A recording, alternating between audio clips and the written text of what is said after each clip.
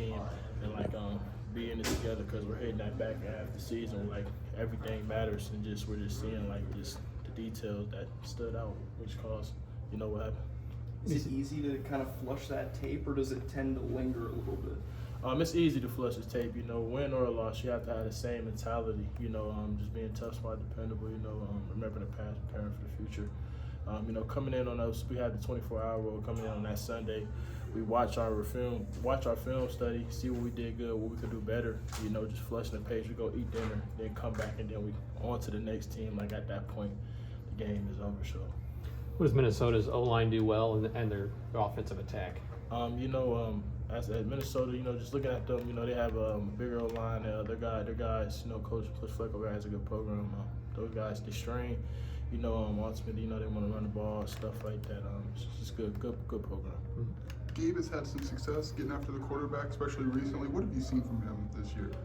Just being consistent is preparation. Like I said, Gabe is going to do Gabe. Like, you go to this facility every Monday. I know I'm gonna go upstairs in the film room and I'm gonna see Gabe in there watching that film. He's just consistent and being tough, smart, dependable, building good habits, and just relying on what has worked for him. That's also he's just being himself. Like it's the unseen is what's caused him to play at that level. And it's no surprise to us because we get to see it all day, every day.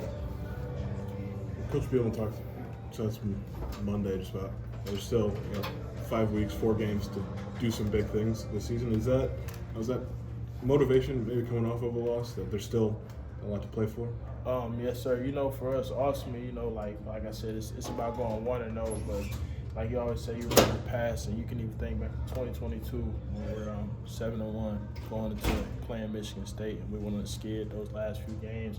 So for us, like, all right, we're in this situation again. How can we learn from that? How can we have the mentality of like, okay, let's focus on this week 1-0, keep stacking weeks, being consistent because like if we take it week at a time, you always bound to see good things happen. What's different about this program now that you've had maybe that 2022 experience where you've been 7-1 and now maybe you guys have kind of been around a little bit? I mean, that was a great team. I think the biggest thing is you have people that went through it. You have people that experienced it, like going from doing good things and then facing that adversity again, punched in the face, and having to respond. I think that's the biggest thing. Like you just have guys that went through that, and that's something that I'm not necessarily they didn't have, but that's what it is. I guess for us it's like, okay, we went through it and we know, like, all right, you have to have the same habits, build the routine, live a routine, be you, just be our DNA, tough, smart, dependable, and everything you do, just approaching everything with the mentality of we're trying to go 1-0 every day so it can stack to when Saturdays come and ultimately get the outcome we want. What do you like most about